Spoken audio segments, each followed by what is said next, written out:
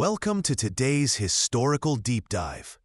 They say history is written by the victors, but sometimes it's negotiated on a small wooden raft floating between two worlds under the calculating gaze of a man who believed he was destiny. This is the story of Napoleon Bonaparte, a journey not just of battles and crowns, but of relentless ambition, profound isolation, and a legacy that still echoes today. If you love immersive, real storytelling about ambition and downfall, hit like and subscribe. It helps us more than you know. And while you're here, drop a comment with your favorite Napoleon quote or the moment that shocked you most. Let's begin and change the way you think about history. You stand on the marshy banks of the Niemen River in the sweltering heat of July 1807. Before you, anchored midstream in the placid water, is a sight pulled from the pages of myth. A single, hastily constructed but ornate raft draped in imperial standards. Upon this floating stage stand two men who, at this singular moment, hold the destiny of continents in their hands. One is Tsar Alexander I of Russia, young, idealistic, yet strategically flexible. The other is you, Napoleon Bonaparte, Emperor of the French, master of Europe. The air is thick, not just with the summer humidity, but with the palpable tension of political theater, the scent of calculated charm, and the recent brutal memory of battles like Friedland and Eylau. You stand here having not just defeated the Fourth Coalition, but having shattered it, leaving Prussia prostrate and Russia at your mercy. You are at the absolute zenith of your power, a sun king whose light reaches from the Pyrenees to the Vistula. You are here to dictate terms, yes, not just to the humbled Prussians awaiting their fate downstream, but to the entire European order. Alexander, defeated but not truly broken, is here to salvage his empire, but also, you sense, to entertain the intoxicating dream of a partnership, an alliance that could carve up the world between you. You watch him, this young Tsar, your mind already calculating his strengths and weaknesses, his potential as either partner or future foe. You are no longer just the dynamic general who seized the bridge at Lodi or mesmerized his troops before Austerlitz. You are the architect of empires, the statesman who can humble kings, redraw maps with a stroke of his pen, and reshape the lives of millions with a whispered word. Your gaze, sharp and assessing, seems to encompass not just Alexander, but the entire vast expanse of Russia stretching out behind him, a land you both covet and respect. This isn't merely a negotiation for a peace treaty. It is a negotiation for global influence, a grand carving up of spheres of power, a moment where your will imposes itself upon history itself, setting its course for decades to come. You feel it, the immense, intoxicating, almost dizzying power that comes with bending rivals to your will, compelling emperors onto a raft in the middle of a river to seek your favor.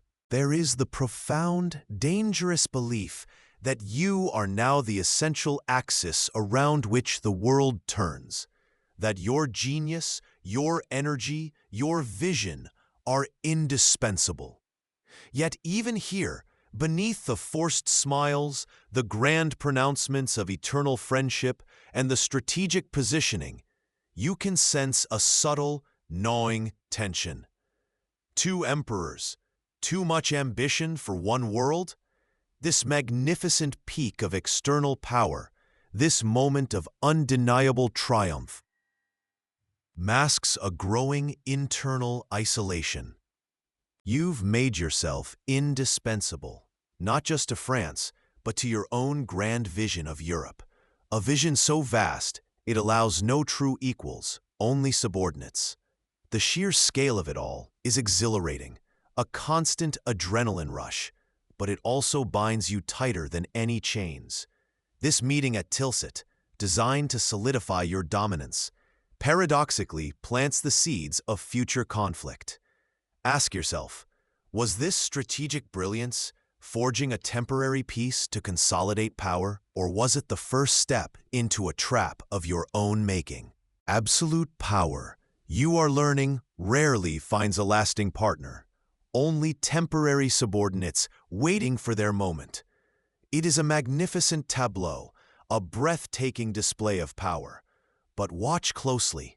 The higher the peak, the more treacherous the path becomes, especially when your ascent is fueled by an ambition that has started to believe it knows no limits.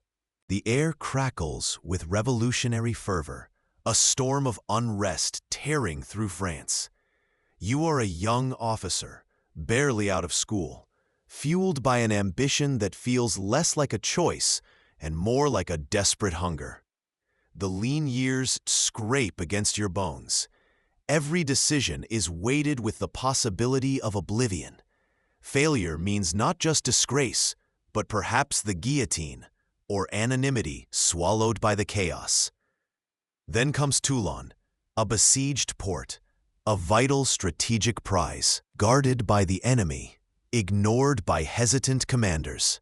You see it not as a problem, but as a canvas for destiny. You, the young artillery officer, propose a bold, audacious plan, a dagger thrust at the enemy's heart. It works. This wasn't inherited authority. It was seizing opportunity by the throat, proving tactical brilliance under fire. It was the first true forging, shaping raw talent in the crucible of necessity. Years blur into campaigns, a relentless march against convention and expectation. Italy, the chaos is a constant companion, the army often ragged, ill-supplied, yet expected to perform miracles. At Arcola, the battle hangs in the balance, men faltering under fire. You don't issue orders from the rear. You grab a standard, a simple piece of cloth representing everything, and charge onto the bridge, into the teeth of the enemy guns. It is madness, a moment that defies logic, but it works. Men follow. They don't follow the rank on your shoulder. They follow the fire in your eyes, the desperate courage that mirrors their own hidden hopes. You risked everything, not out of a death wish, but because you understood something profound and terrifying. Belief is contagious, and in the heart of the storm, the leader must be the eye of unwavering conviction. This early period isn't about grand strategy on a continental scale. It's about survival, recognition, and the burning need to prove you were more than the circumstances you were born into. Your ambition isn't yet aimed at crowns, but at the next victory, the next promotion, the next moment to demonstrate absolute competence in a world falling apart. It is controlled, focused, driven by the very real possibility of failure or death. This is where leadership is not granted, but earned, brick by bloody brick, by making men believe in you enough to face death alongside you. Think about it. Before you could command nations, you had to master yourself and earn the loyalty of those beside you, the soldiers in the mud, not the politicians in the capital. Greatness didn't start with a title. It started with deeds that inspired others to believe, not just in your vision, but in their own ability to achieve the impossible under your banner. Was this calculated performance, pure grit, or an almost mystical connection with the men? Perhaps it was all three, fused together in the unforgiving heat of revolutionary France, shaping the man who would reshape the world. The biting cold of December 2nd, 1805, sinks deep into your bones. You are there, on the fields near Austerlitz, shrouded in a thick, pre-dawn mist that crawls over the valleys and conceals the traps you have meticulously laid. Before you stand the combined might of two empires, Austria and Russia, their armies a sprawling, ominous force that outnumbers yours. The fate of your fragile empire, the very crown upon your head, rests on the decisions of these next hours. This is it, the moment ambition meets its ultimate test. You don't huddle in a tent or issue orders from a distant command post. You ride amongst your troops, the famous gray greatcoat of familiar, comforting shape in the gloom. You speak to them, not in complex military jargon, but in simple, direct terms they understand. You explain the plan, tracing invisible lines in the air with your hand. You tell them where the enemy will make their mistake, how they will weaken their center to pursue a phantom weakness on your flank. There is a strange calmness about you, a quiet confidence that seeps into the weary, frozen men who look to you for salvation. This isn't just strategy, it's psychology. You are not just a commander. You are the embodiment of their shared dream, their hope for glory and survival. You have anticipated every move on this grand, frozen chessboard. Their plan to envelop your right flank, pulling troops from the dominant Pratzen Heights, you knew they would. Their overconfidence, fueled by past propaganda and numerical superiority, you counted on it. This isn't just guesswork. It is the culmination of years of relentless study, of understanding the enemy's mind, their doctrines, their likely reactions. It's the practical application of boundless ambition, not as mere hunger for power, but as a driving force that compels you to understand, to calculate, to prepare with obsessive detail. And then the mist begins to burn away. As if on cue, the sun of Austerlitz breaks through the heavy sky, illuminating the field in a sudden, blinding glory. It catches the bayonets, glints off the cannons, and reveals the enemy's stretched fin, exactly as you predicted. Their center is vulnerable. It is a moment of almost surreal perfection, the landscape itself conspiring with your genius. You give the signal. It's a simple gesture, perhaps a wave, a shouted command, but it unleashes a force that will echo through history. Your army, held in check, strikes like a hammer blow directly through the weakened Allied center, shattering their lines like glass.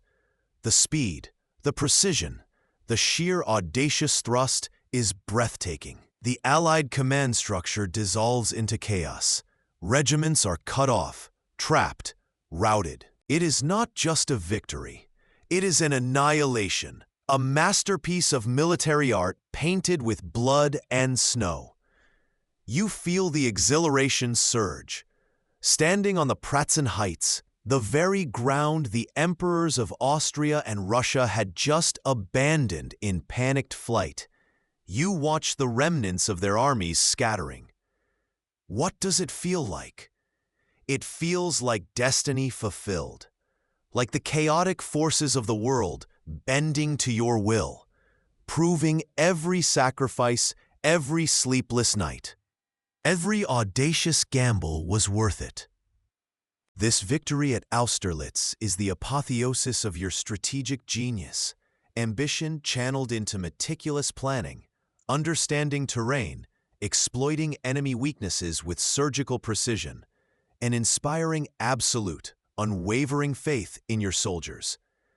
This moment is a profound insight into the nature of ambition.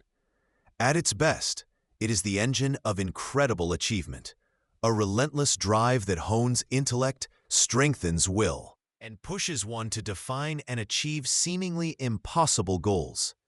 Ask yourself, was this victory inevitable because of Napoleon's genius, Or did his boundless ambition force him to create the conditions for this victory through sheer will and study? Consider the almost unbelievable detail.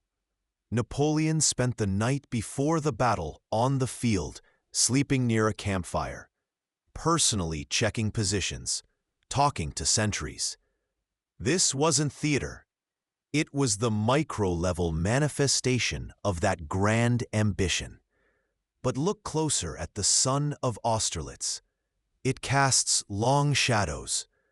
This total, overwhelming triumph, while showcasing unparalleled brilliance, also forged an armor of perceived invincibility around you.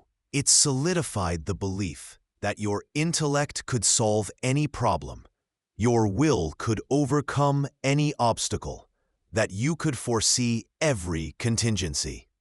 This same brilliance, its same unchecked ambition, could later lead you to underestimate the brutal reality of Russian winters, ignore critical logistical warnings, or believe you could simply will victory into existence even when facing overwhelming odds or unforeseen circumstances. The seed of your greatest triumph also contained the potential for your most catastrophic failures. The feeling of destiny fulfilled here on the Pratzen Heights might, one day, blind you to the limits of even the most extraordinary man. November 1807. The scent of victory still hangs in the air, a potent perfume of power. You are back in France, fresh from Tilsit, basking in the golden light of unprecedented triumph. The continent bends to your will. The simple general, the pragmatic first consul, is now the emperor, surrounded by a court glittering with newly minted titles and old-world ceremony. Honors are piled high. Flatterers whisper incessantly, each word a sweet poison designed to please your ear and dull your judgment. The Tuileries Palace, once a symbol of revolutionary fervor, now echoes with the rustle of silks and the bowing of nobles, a stark contrast to the windswept battlefields you once called home. You find yourself increasingly insulated. The sharp dissenting voices that once challenged you, forcing you to hone your arguments and test your plans, are gone, replaced by agreeable echoes. Dissent isn't just disagreement, it's an inconvenience. Soon, it feels like an offense. The transformation from first consul, a role that at least paid lip service to shared power, to emperor, accountable seemingly only to destiny itself, is complete. You walked into Notre Dame and literally took the crown from the Pope's hands, placing it upon your own head. A powerful, unforgettable image of self-made authority, yes. But look closer. It is also a symbol of self-imposed isolation. No one put that crown on you but yourself. No one else shares its weight. And perhaps, no one else truly sees the man underneath anymore. This absolute power, this intoxicating success, carries a hidden danger, silent and corrosive. The erosion of self-awareness, the stifling of critical feedback. It's the classic trap of the victor. When everyone around you agrees, nods in unison, and carefully filters what you hear, how can you possibly see your own blind spots? How can you test your assumptions when no one dares question them? The higher you ascend, the more breathtaking the view, but the harder it is to hear the simple, unvarnished truth spoken far below. Ask yourself, when surrounded by yes-men, does a leader gain clarity or merely amplify their own echoes? What happens to the sharp mind of a revolutionary general when it's wrapped in imperial purple and protected from all uncomfortable realities? There is a subtle, tragic irony here. The man who conquered empires by confronting harsh truths now builds an empire of artifice where truth is a unwelcome guest. The crowned eagle begins its descent, not from an external threat, but from the gilded cage of its own making. The year is 1806, formalized by decree in 1807. Trafalgar stands as a stark, watery monument to the limits of your direct power against the island nation. The grand invasion, once dreamt of across the Channel, is a dream deferred, perhaps forever. Frustrated, you turn your gaze from the choppy seas to the solid earth of the continent you now dominate. If you cannot strike England directly, you will choke her lifeblood, trade. You conceive the continental system, not just a policy, but an economic siege writ large across half the world. In palaces, surrounded by advisors whose faces mirror your own unwavering resolve, or perhaps just fear, you unfold maps of Europe. Your finger traces coastlines, cities, harbors. Here is Hamburg, there Amsterdam, Lisbon, Naples. Each is a potential conduit for British goods, and each must be sealed. With swift, decisive strokes, you draw lines, imaginary barriers on the paper, transforming sovereign states into cogs in your vast war machine. Decrees fly from Paris like pigeons. No ship that has touched a British port, no cargo of British origin, shall be allowed entry anywhere in the empire or its allied states. The continent's economy, a complex tapestry woven over centuries, is to be ripped apart and reassembled according to your singular will.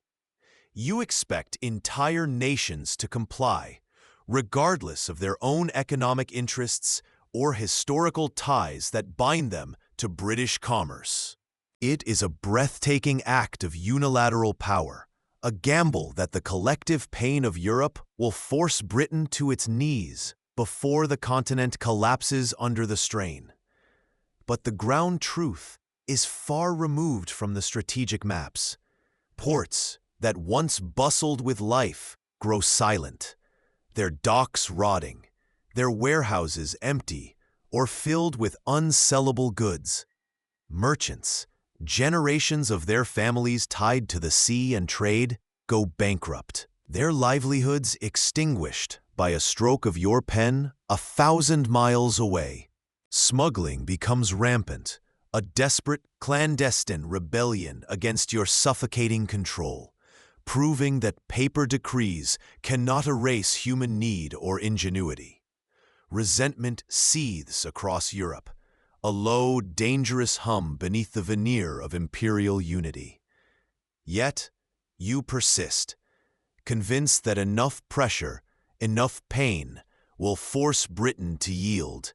You double down, tightening the screws, invading states like Portugal and Spain when they hesitate to fully enforce the blockade. It is a prime example of ambition becoming detached from practical reality and human cost. You are attempting to apply a simple, mechanical solution to a complex, organic system, ignoring the intricate web of dependencies, the simple human need for commerce, the ancient roots of exchange. Ask yourself, when your grand strategy harms your supposed allies and vassals more than your enemy, when the very foundations of your continental power are eroded by the pain you inflict, has your ambition become a liability? It is easy to make grand pronouncements from a palace, demanding sacrifices from afar, drawing lines on a map, and expecting reality to conform. But true leadership considers the ground truth, the intricate, messy web of life affected by decrees. The continental system, born of strategic necessity and imperial frustration, slowly becomes a millstone around the neck of the very empire it was meant to protect. A tragic testament to the dangers of inflexible dogma and disregard for complex systems. The insight is clear. You cannot simply erase economic reality with a decree, any more than you could command the tides to halt at Trafalgar. 1808. You look towards the Iberian Peninsula. Spain, a Bourbon monarchy, an old ally but a frustratingly unreliable one. You see opportunity, a chance to solidify your control over Europe, to bring this ancient kingdom fully into your continental system. The logic is simple, almost elegant. Replace the feuding Bourbon royals with someone you trust implicitly. Your brother, Joseph. It feels like a masterstroke, a natural extension of your power, bringing order and efficiency to a nation you view as languishing. You expect gratitude, perhaps some initial grumbling, but ultimately passive acceptance. How could they resist the tide of your empire, the logic of your progress? You underestimated, terribly. This wasn't just a dynasty you were replacing. You were touching the very soul of a nation, steeped in pride, faith, and regional identity. The people of Spain don't welcome their new king. They recoil. What begins as scattered protests erupts into a brutal, relentless popular uprising. This is not war fought on grand battlefields like Austerlitz or Jena, where armies clash and empires rise or fall in a single day. This is something far more insidious, more painful. This is the Peninsular War, a slow, constant bleeding. You call it your Spanish ulcer, and it is a wound that refuses to heal. You pour hundreds of thousands of your finest troops, legendary marshals, and vast resources into this quagmire year after year. It devours men and material, draining the strength you need elsewhere, diverting attention from your grand designs. The sheer tenacity of the Spanish people, their guerrilla tactics, their willingness to fight house by house, mountain pass by mountain pass, is a force you never truly anticipated. Here is the chilling insight, the brutal truth laid bare by the Spanish sun. Ambition, when blinded by its own perceived rightness, often utterly fails to understand local context, cultural identity, and the fierce primal power of a people defending their homeland. You imposed your will, you placed your man on the throne with the force of arms. In the short term, this is always possible for a powerful ruler. But sustaining that imposed order, holding down a determined population against their collective will, that is a different matter entirely. It's a grinding, soul-crushing task that history teaches again and again to those who believe power alone is enough. The Spanish ulcer isn't just a military drain. It's a profound lesson in the limits of force when met with the unyielding spirit of a nation. Ask yourself, when is imposing order merely setting the stage for future rebellion? What did Napoleon truly fail to see when he looked at Spain? Talleyrand watches you, his limp foot a mere physical shadow of his complex moral landscape. He, your wily foreign minister, a man who survived the Ancien regime and navigated the revolution like a ghost, now sees a storm on the horizon you seem determined to sail directly into. He understands the old world's delicate clockwork, its alliances, its grudges, its exhausted balance. He sees the danger in overreach, in kicking over every chessboard, in pushing Europe to a point where no peace is possible, only exhaustion or total collapse. He voices caution, offers alternative paths, whispers of necessary compromise. To him, your endless campaigns, your relentless expansion, are not just ambition, they are a fever dream. But you, increasingly confident in your own star, interpreting victory after victory as divine mandate, see his caution not as wisdom, but as weakness. perhaps worse, as betrayal. The man who helped crown you now seems to question the very foundations of your expanding empire. You begin to sideline him, to listen less. You turn instead to men who nod. Men who execute orders without the inconvenient friction of independent thought. Batia, loyal and efficient, but no strategic visionary. Savary, utterly devoted and unquestioning. The vibrant debates, the challenging perspectives that sometimes hammered your earlier, more grounded decisions into sharper tools begin to fade. Your court fills with those who tell you what you want to hear, whose survival depends on your continued ascent and blindness to reality. It is the chilling effect of absolute power calcifying counsel. Consider the irony. The revolutionary who shattered the old world's chains now builds a court as rigid and truth-averse as the monarchs he deposed. The very genius that allowed you to see possibilities others missed is now blinded by its own reflection. This is the insidious trap. Ambition, unchecked, untempered by the difficult, often uncomfortable wisdom of critical external voices, becomes a self-consuming fire. A leader who surrounds themselves only with sycophants, with subordinates too terrified to speak truth to power, is not merely consolidating control. They are building their own gilded cage on a path directly towards self-destruction. Talleyrand, for all his flaws, saw the edge of the abyss. You saw only the limitless sky.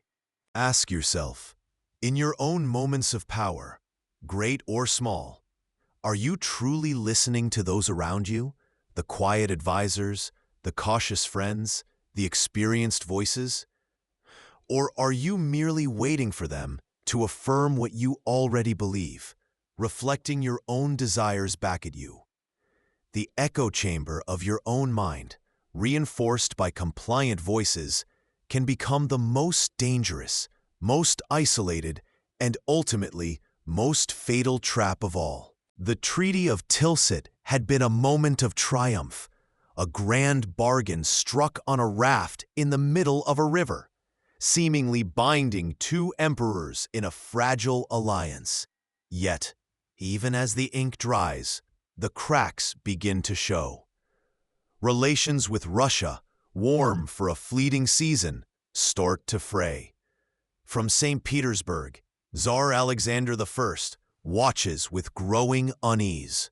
The continental system, your grand economic blockade against Britain, strangles Russian trade, inflicting genuine hardship on his people and his treasury. It's a burden he increasingly resents, a king's ransom paid for a foreign fight. And then there's Poland, that resurrected duchy born from the ashes of the old Polish-Lithuanian Commonwealth, sits like a dagger pointed towards Russia's heart, a constant reminder of your encroaching power in what Alexander views as his legitimate sphere of influence. He feels boxed in, his sovereignty subtly undermined by the reach of your decrees and the shadow of your armies. You, however, interpret his every deviation, his every concession to Russian economic reality or political necessity as a personal betrayal. Any whisper of defiance or independent action is not strategic maneuvering to you, but a direct affront, a challenge to the absolute dominance you demand. Alexander becomes, in your eyes, unreliable, perhaps even a potential enemy, a king who has forgotten his place. He must be reminded.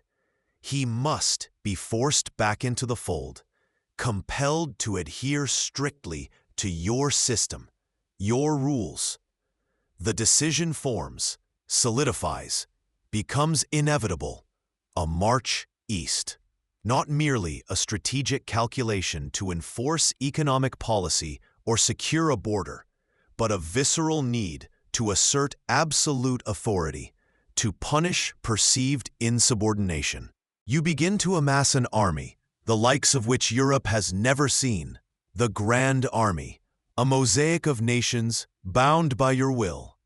This vast undertaking, this staggering gamble, springs not just from geopolitical logic, but from wounded pride, from the impatience of an emperor who cannot tolerate even the slightest deviation from his grand design. It is ambition, yes, but ambition poisoned by ego, by the burning need for unquestioning obedience, by a refusal to see that alliances require reciprocity, not just subjugation. Here is the stark insight. Personal pride and the desperate need to feel respected or unchallenged can catastrophically warp strategic judgment, turning potential allies or neutral parties into implacable foes driven by their own resentment. Ask yourself, how many of your own major decisions, large or small, are truly driven by rational assessment of the facts and consequences? And how many are fueled by a need to feel respected, unchallenged, or even avenged? The latter is the insidious poison of unchecked ego, often tragically mistaken for strength or decisive leadership. This decision, to prepare for war against a reluctant partner, embodies that fatal confusion. Spring 1812. Along the Vistula River, you stand amidst a gathering unlike any the world has seen. It stretches as far as the eye can see, a human tide pooling along the riverbanks. You have assembled the Grande Armée, a colossal force exceeding 500,000 men. Look at them. French grenadiers, Italian cavalry, German contingents, Polish lancers dreaming of a resurrected homeland, Swiss mercenaries, Dutch infantry, a babel of tongues, a mosaic of cultures and allegiances, momentarily united under the tricolor banner that flies over your command tent. It is a magnificent, terrifying display of raw power. Cannons gleam, bayonets flash, drums beat a relentless rhythm that vibrates through the damp spring ground. This is the physical manifestation of your empire, a testament to your unparalleled ability to mobilize resources, to bend nations to your will. You believe this sheer scale is insurmountable, an avalanche that will bury any resistance. The Russians, you tell yourself, will look upon this host and either fight a single, decisive battle you are certain you will win, or be simply awed into submission. But look closer. Beyond the gleaming brass and the ordered ranks, there are faces already drawn with apprehension, logistical officers tearing their hair out, wagons piled precariously high with supplies that are already insufficient for the distances ahead. You pay insufficient attention to these details, to the logistical nightmares of feeding, supplying, and maneuvering such a host deep in hostile territory. The assumption is that sheer numbers will solve everything, that the weight of the army will smash through obstacles like a hammer through glass. This moment represents the towering ambition that has defined your career, a force built on the assumption that size alone guarantees victory. Here lies a classic symptom of hubris, the belief that overwhelming power can overcome any obstacle, without respecting the fundamental realities of environment, supply lines stretching to breaking point, and perhaps most crucially, the enemy's potential to simply refuse the battle you desperately crave. Building something vast is undoubtedly an achievement, a feat of will and organization few others could match. But can it be sustained? Can this giant adapt when faced with an enemy that refuses to play by your rules? Or is its very size, its complexity, its rigidity, making it brittle in the face of the unexpected challenges that await. Ask yourself, was this a masterstroke of power projection or the first tremor of a coming collapse? June 24th, 1812. You stand on the western bank of the Niemen River, the air thick with the low murmur of hundreds of thousands of men. Before you, the vast dark current flows steadily. This is not the Niemen you crossed 5 years ago. Then it was a stage for imperial theater, a neutral water where two emperors met on a sumptuously decorated raft, exchanging smiles, forging fragile alliances built on mutual ambition and shared disdain for England. You recall the warmth of Alexander's embrace, the seemingly genuine connection. The map spread out where the world was divided with a friendly pen stroke. Promises were made, grand words exchanged about peace, partnership, and the reshaping of a continent. That memory feels like a cruel, distant dream today. Now, the raft is gone. The friendly emperor is a perceived enemy. The air is not one of negotiation, but invasion. Stretching behind you, a colossal serpent of humanity and steel snakes back across Poland, the Grande Armée, a force unprecedented in European history, perhaps in human history, a bewildering mosaic of Frenchmen, Germans, Italians, Poles, Dutch, Swiss, and more, all gathered under your banner, marching east. As the first pontoon bridges are swiftly laid by your engineers, the leading divisions begin to pour across the water. The rhythmic thud of thousands of boots on wood, the clatter of hooves and artillery wheels, the low commands echoing across the water. It's the sound of an empire in motion, propelled by your will. You are committing everything to this gamble. Every resource, every trained soldier, the very credibility of your system rests on this crossing. This is no minor skirmish or calculated campaign. This is an immersion into the boundless, undefined space to the east. A land whose sheer size defies conventional military logic. You push deeper into a land that seems to swallow armies whole, indifferent to their might. The decision is made, irrevocable. The die is cast the moment the first soldier sets foot on the eastern bank. This crossing marks the point of no return, the moment where the ambition that once built bridges and forged treaties now seeks only to conquer the horizon, to impose its will upon the indifferent vastness. It is here, watching the endless stream of men and horses flow across the river, that a chilling truth becomes clear. Ambition, when it ignores past warnings, the cautionary tales of previous invaders, the simple geographic reality of endless plains and harsh winters, and future uncertainties, becomes less about achievement and more about compulsion. It transforms into a desperate need to dominate the next challenge, to add another territory, another victory, another feather to the cap, regardless of the escalating cost in lives and resources. It is a hunger that cannot be sated, only temporarily appeased by ever larger conquests. The river you crossed in friendship just 5 years prior is now a boundary you violate with immense force. What does it mean when your only answer to disagreement, to a crumbling alliance or perceived slight, is invasion? It means your power has become a hammer, seeing every complex geopolitical problem as merely a nail, requiring the heaviest possible blow.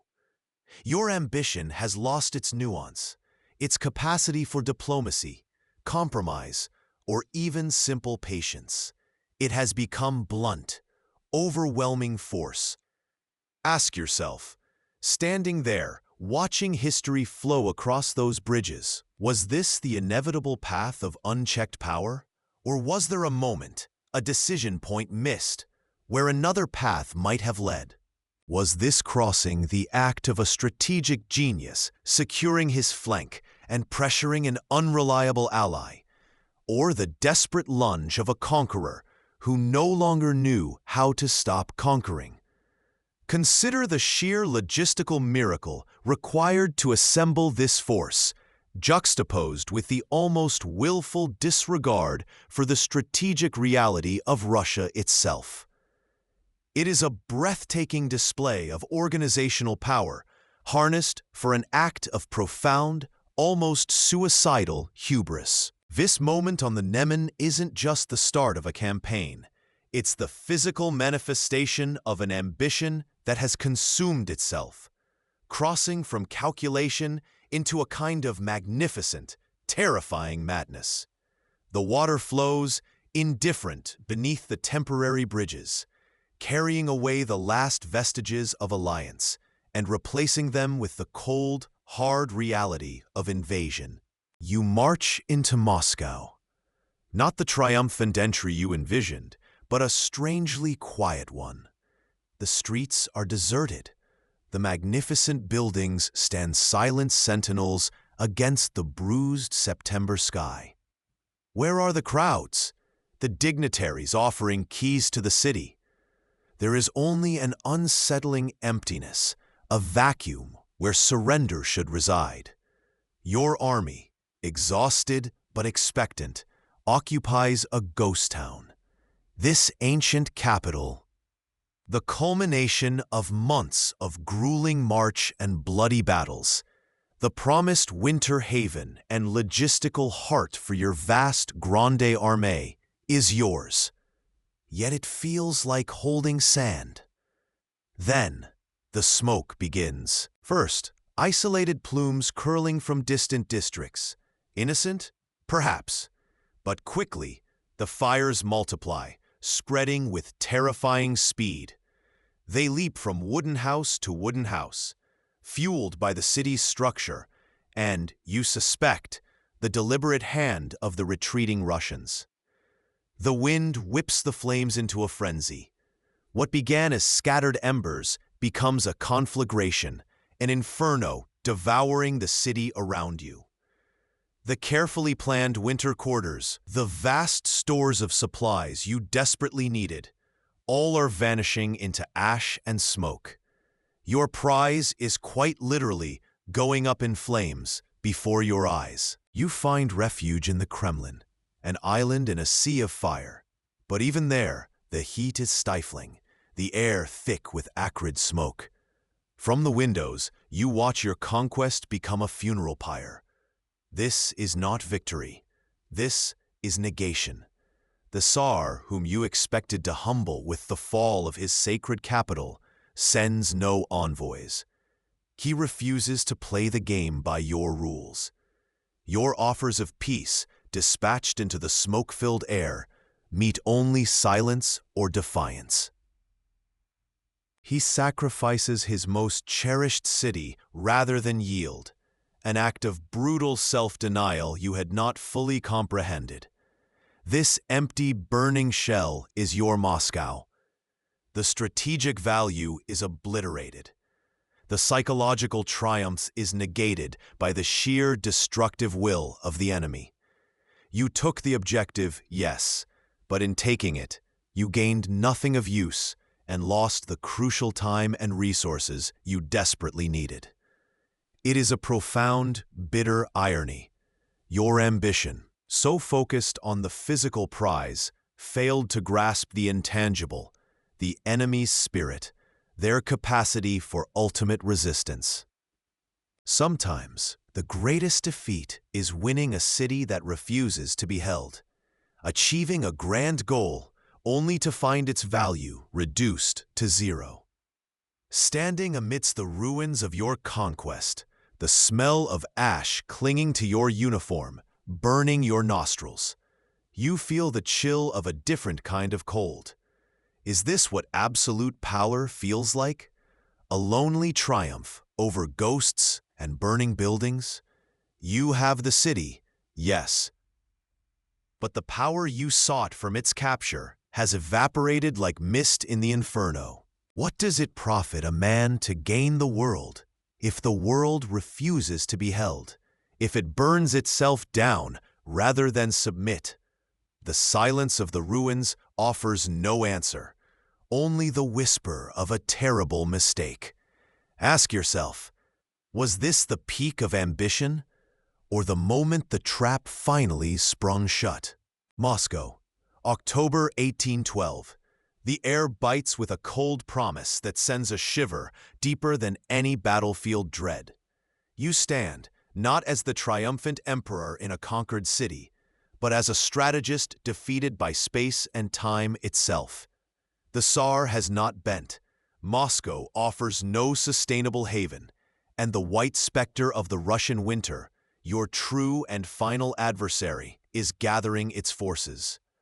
The magnificent crusade, launched with such fanfare and absolute confidence, curdles into a chilling realization.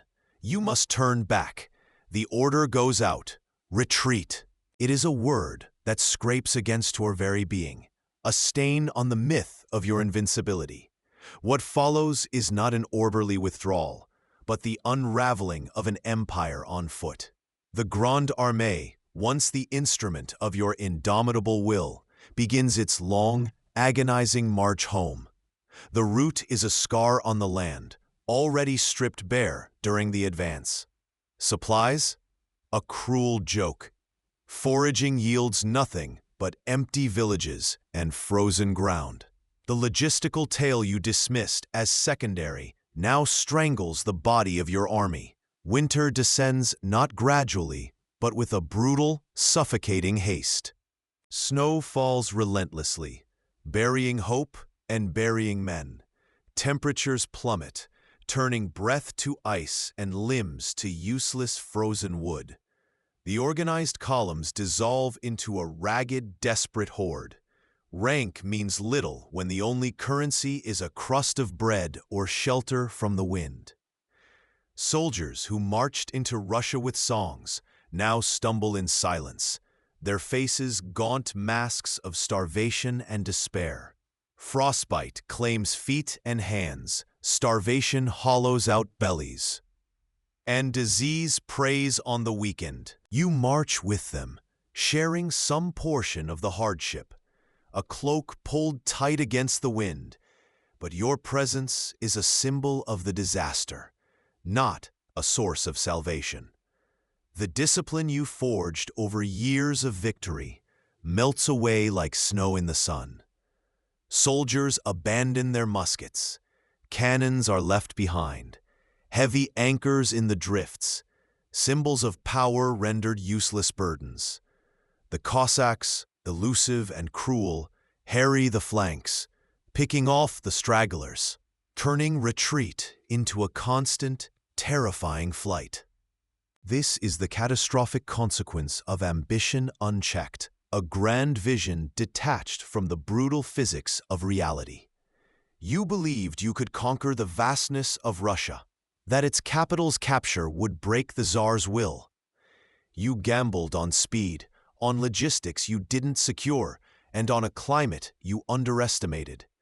And reality, cold and unforgiving, collected its debt in the lives of 500,000 men. It's a shocking detail often lost in the grand narratives. The vast majority perished not in battle, but from starvation, disease, exhaustion, and the unforgiving cold. The enemy wasn't always the Russian army. Often, it was the sheer indifferent scale of the land itself, combined with your own miscalculation. Look at the faces of the men freezing in the snow, the cannons abandoned in the drifts, their muzzles pointing uselessly at the sky. This is the price of your hubris. Your grand vision, magnificent in concept, has led 500,000 souls into this frozen hell. Ask yourself, standing here amidst the suffering, the frost-bitten faces accusing you with their silence, Is the pursuit of unlimited power, the ambition to control continents, truly worth this immeasurable human cost? The Long March Home is not just a military failure. It is a profound moral indictment etched into the ice and snow of Russia. November 1812. The air bites with a Russian ferocity, colder than any enemy cannon.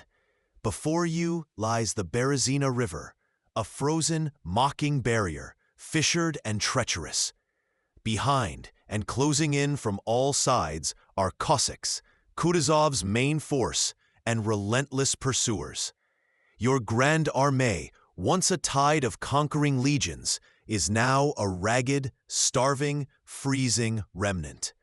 This is the trap. The decision is simple, brutal: cross or perish. You watch as your engineers, under the legendary General Eble, perform what can only be called miracles.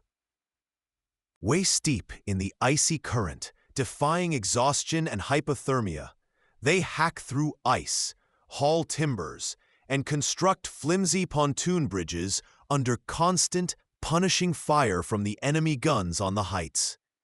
It is an act of selfless, almost suicidal heroism, a testament to loyalty forged in countless victories, now tested in the crucible of absolute defeat. They sacrifice themselves, limb by frozen limb, moment by agonizing moment, to buy others a chance. Then begins the crossing, a scene ripped from nightmares, not a strategic maneuver, but a stampede of desperation. Thousands surge towards the narrow spans, soldiers, civilians, stragglers, wagons laden with looted treasure or useless artifacts of glory. Cannons roar, shells rip through flesh and timber. The bridges groan, splinter, and collapse under the weight and the bombardment. Men and horses scream as they plunge into the freezing black water, pulled down by the current, their armor, their packs, the weight of their own fear becoming a death shroud.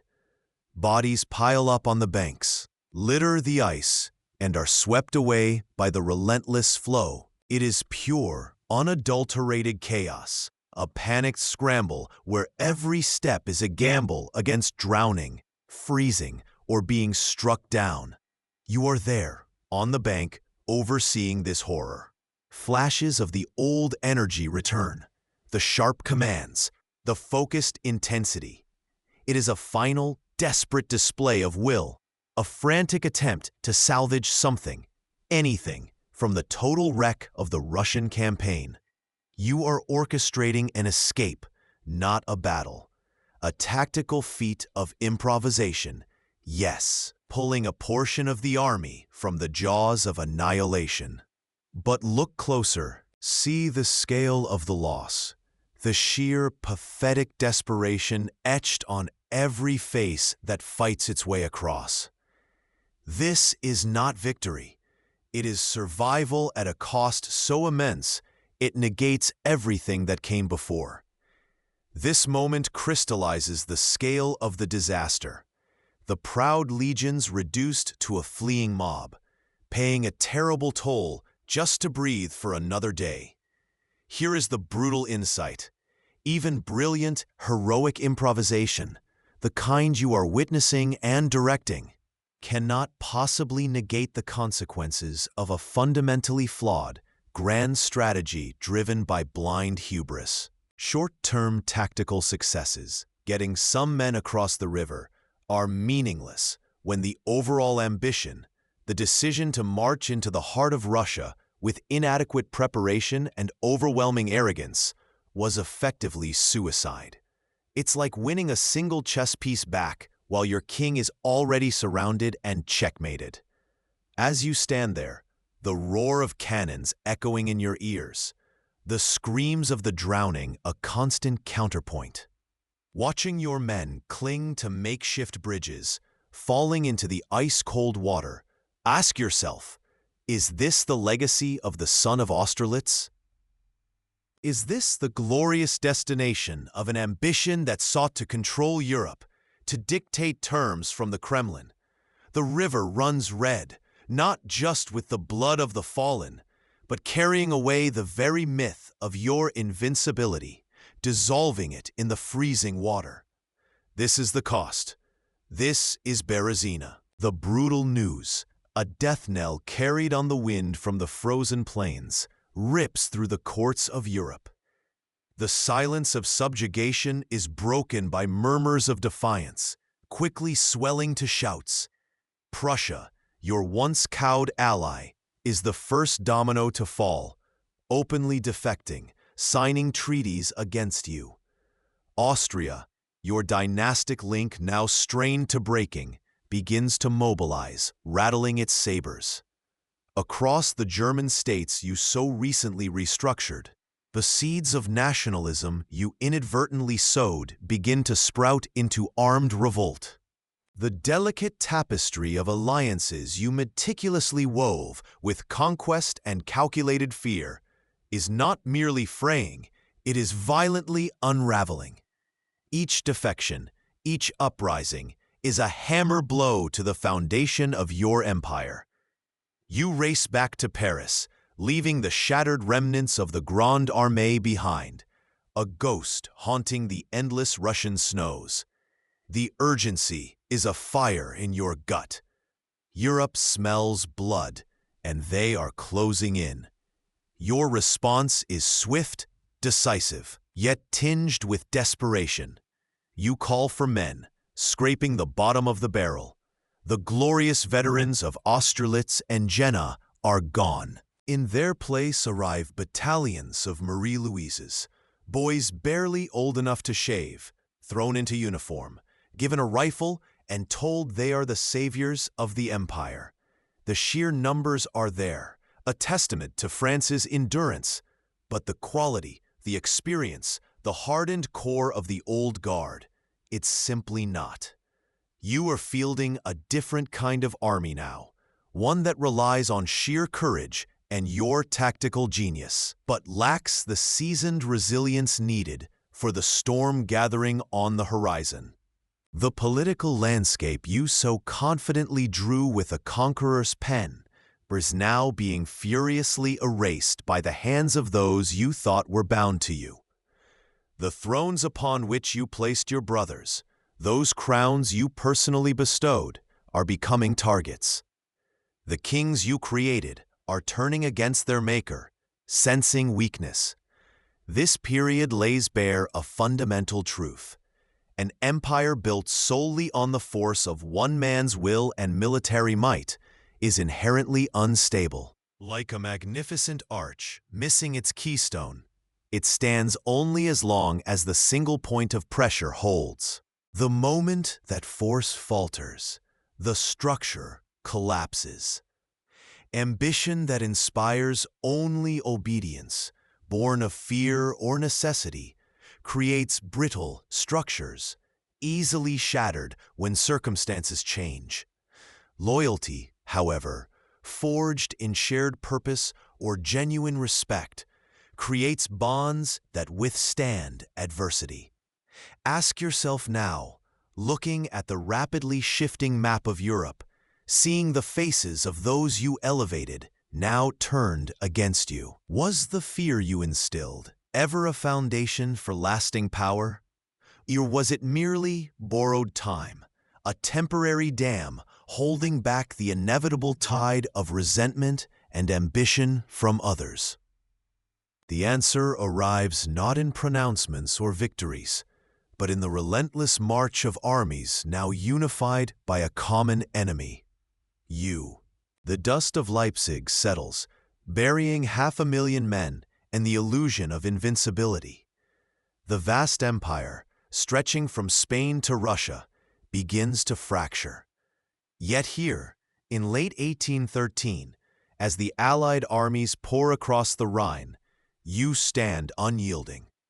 The marshals, the titans forged in your campaigns, look at you with tired eyes, their voices heavy with the plea for peace. Offers arrive, terms that would leave you on the throne, ruler of a France smaller, yes, but intact. Elba seems a distant, unthinkable notion. But you dismiss them, these proposals of reduced glory, with the same imperious certainty you once used to redraw the map of Europe. Why? Because compromise feels like capitulation, and capitulation to you isn't just losing a battle, it feels like ceasing to exist. This is the moment ambition ceases to be a tool and becomes the master, so fused with your very identity that to accept a lesser crown is to accept annihilation of the self. You cannot conceive of Napoleon Bonaparte being merely King of France, or even Emperor of a diminished France. No, the image in the mirror, the one the world must see, is the conqueror, the arbiter of nations. To step down, even slightly, feels less like a strategic retreat and more like an amputation of your soul. It's a chilling insight into the pathology of unchecked power. When your identity is entirely wrapped in your status, losing status is losing yourself. You launch the 1814 campaign, a final, desperate, brilliant flourish. You dash between Allied columns, winning skirmishes, confounding expectations, proving flashes of the old tactical genius. It's a masterpiece of defensive warfare, studied in military academies for centuries. Yet, even as you achieve tactical victories, the strategic picture is grim. It's a magnificent delaying action against the inevitable tide, the dying ember of a supernova. Your marshals whisper of despair, of the suffering of France, of the need to stop the bleeding. But you hear only the clamor of your own internal battle, the refusal to let the image crack. Here lies the profound, tragic irony. You are fighting now, not for the survival of France as a prosperous nation, but for the survival of your Napoleon, the invincible, indispensable figurehead. The offers that would have preserved a substantial kingdom for your son are scorned because they require you to admit you are no longer the Napoleon who dictated terms at Tilsit. True leadership, history whispers, often demands the wisdom to compromise, to consolidate gains, even to execute a strategic retreat to fight another day. But unchecked ambition, blind and deaf, interprets compromise as the ultimate defeat, even when it is the only path to survival for the nation you claim to embody. Ask yourself, how much of this final brutal struggle is for France, and how much is simply to preserve your image, the towering monument you built of yourself? Was the price of maintaining that ego worth the continued agony of your people? Welcome to today's historical deep dive, where we peel back the grand portraits and epic battles to find the beating heart and perhaps the troubled mind of history's most disruptive force. He rose from obscurity, crowned himself emperor, redrew the map of Europe, and built an empire that seemed invincible until it wasn't. But what drives such a man? What happens when the unstoppable force meets the immovable object of reality? And what can his meteoric ascent and crashing fall teach us about ambition, power, and the limits we often refuse to see? If you love immersive, real storytelling about ambition and downfall, hit like and subscribe. It helps us more than you know. It signals that stories like these matter, that understanding the past is a key to navigating the present. Now consider this. Napoleon Bonaparte, the man who commanded millions, who shaped nations with a stroke of his pen and the force of his will. What single moment in his saga encapsulates the breathtaking scale of his ambition or the stunning suddenness of his defeat? Drop a comment with your favorite Napoleon quote or the moment that shocked you most. We're about to step into the world he forged, and the world that eventually broke him. Let's begin and change the way you think about history. April 1814. The world he knew has collapsed. The unthinkable has happened. Allied armies march through the streets of Paris, the city he once ruled absolutely, the heart of the empire he willed into existence. And you, Napoleon, Emperor of the French, find yourself signing a document that strips it all away, forced to abdicate.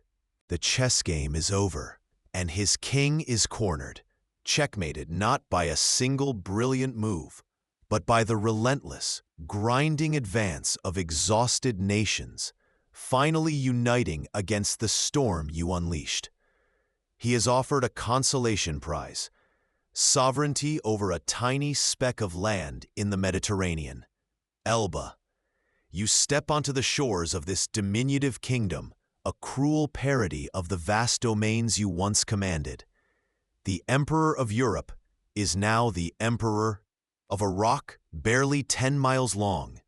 The contrast is a physical ache, a constant gnawing reminder of what was lost. The palace here is modest, the guards few, the court a handful of loyalists who followed him into this gilded cage. You pace the limited boundaries of this miniature world, the vast strategic landscape of a continent replaced by goat trails and rocky coves. Yet the engine of his mind doesn't stop. He is observing the few ships that pass, writing letters, overseeing the paltry administration of his island domain with the same meticulous energy he applied to governing an empire. It's a bizarre spectacle, the architect of modern warfare, worrying about road repairs on a forgotten island. Outwardly, he may maintain a facade of philosophical resignation, perhaps even finding a strange sort of freedom in the reduced scale. But inwardly, the gulf between the world he commanded and this island he inhabits must feel like a perpetual wound. The whispers of his ambition, the ghosts of legions and vanquished kings, must haunt the quiet nights. This period is not retirement. It is a stark, involuntary lesson, a prison built not of stone walls, but of geography and political reality. It is here, stripped of his power, that the fundamental limits of even the most colossal ambition are laid bare. No matter how vast your power, reality eventually imposes its boundaries. Ambition that refuses to acknowledge these limits ultimately defines its own prison. For years, he pushed against every constraint: geography, logistics, the will of other nations, the very limits of human endurance. And for a time, the sheer force of his will seemed to bend reality itself. But the cumulative weight of his overreach, the relentless pursuit of more, has finally culminated in this tiny island, this maximum security cell disguised as a kingdom. Here, you have everything stripped away but your name, your reputation for good and ill, and your memories. The armies are gone. The palaces are lost. The throne is occupied by another. Only the man remains. The question hangs heavy in the sea air. What remains when the trappings of power are removed? Is the character left capable of understanding the path that led him here? Can he see the hubris that blinded him to the gathering storm? Or is the ambition still burning, unpurified, simply awaiting the slightest crack in the bars of his cage? The surprising detail isn't that he plotted return. Perhaps that was predictable. It's the intensity with which he threw himself into managing the trivial affairs of Elba, as if mastering this small world was a necessary precursor to reclaiming the large one, a refusal to simply be defeated. A man pathologically incapable of idleness or surrender. Ask yourself, standing on that rocky shore, watching the ships sail towards a continent you once ruled, Would you be plotting escape, or finally finding peace in the limits? The dust settles not just on battlefields, but on the grand narratives we build. Napoleon's story is often told as an epic of military genius and political upheaval, a whirlwind reshaping the world. But when we step back, away from the thunder of cannons and the roar of crowds, and look at the man on Elba, we see something more fundamental. We see the ultimate consequence of believing that the laws of man and nature do not apply to you. The big lesson from this entire saga, arguably, isn't just about military strategy or political maneuvering. It's about the nature of ambition itself. Unchecked, unbound ambition isn't merely a drive for success. It becomes a self-destructive force, blind to its own limits, convinced of its own invincibility. History, when studied honestly, offers not just facts, but profound wisdom. It shows us patterns, consequences, the predictable outcomes of timeless human traits like courage, intellect, loyalty, and yes, overweening pride.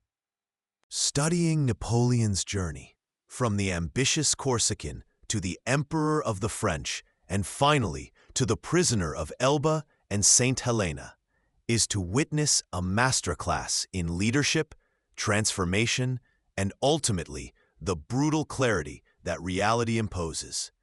It teaches us that the greatest battles are often fought not against external foes, but against the forces within.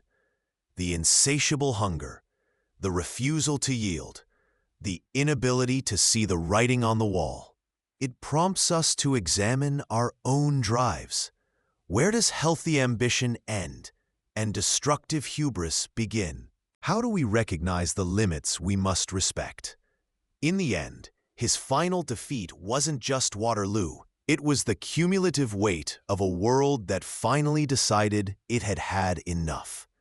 And perhaps the final limit he couldn't overcome was the one he refused to acknowledge existed within himself.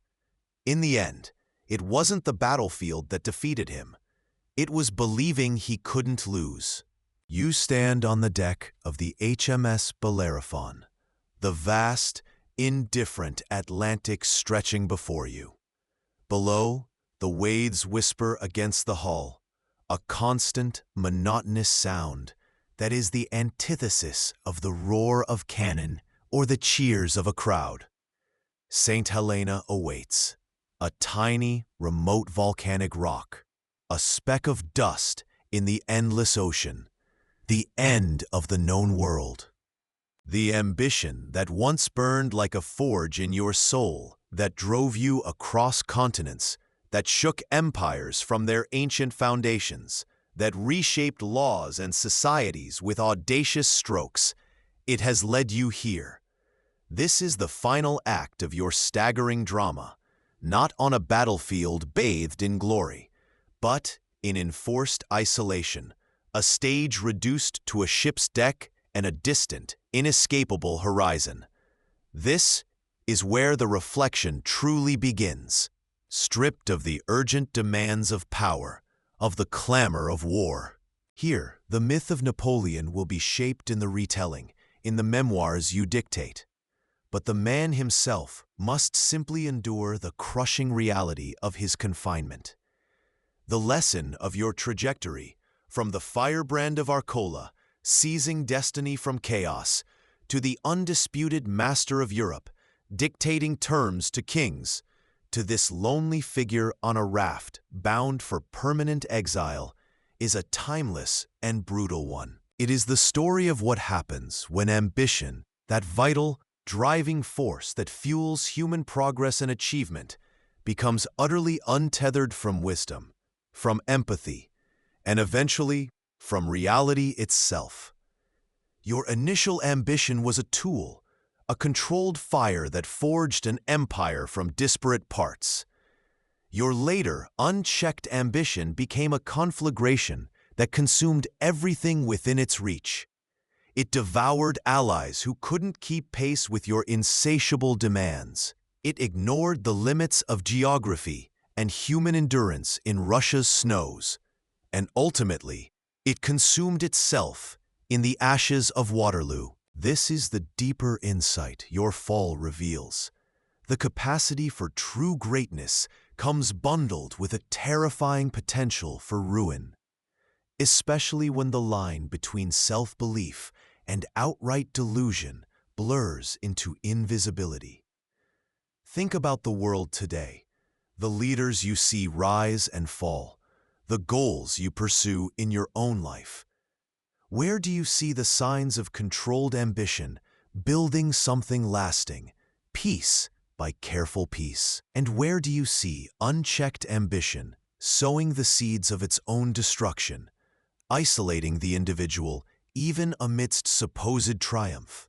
The hunger for more power, more control, more recognition, it hasn't changed in 2 centuries. The temptations of isolating oneself from inconvenient truths, of surrounding oneself only with those who echo your own beliefs, of believing sheer scale equals invincibility. These are eternal traps, laid bare by your example. What if history repeats itself, not with grand armies clashing on frozen plains, but in boardrooms built on hubris, in political arenas poisoned by ego, even in personal lives where aspiration becomes a corrosive obsession? The ghost of your ambition, forever pacing this deck, whispers its warning across the centuries. The pursuit of everything can leave you with nothing. You once wrote, "Ability is of little account without opportunity." A sharp, tactical truth for a rising commander. Perhaps the greater truth revealed by your catastrophic fall is that opportunity itself is of little account, and even extraordinary ability becomes destructive without the anchor of self-awareness.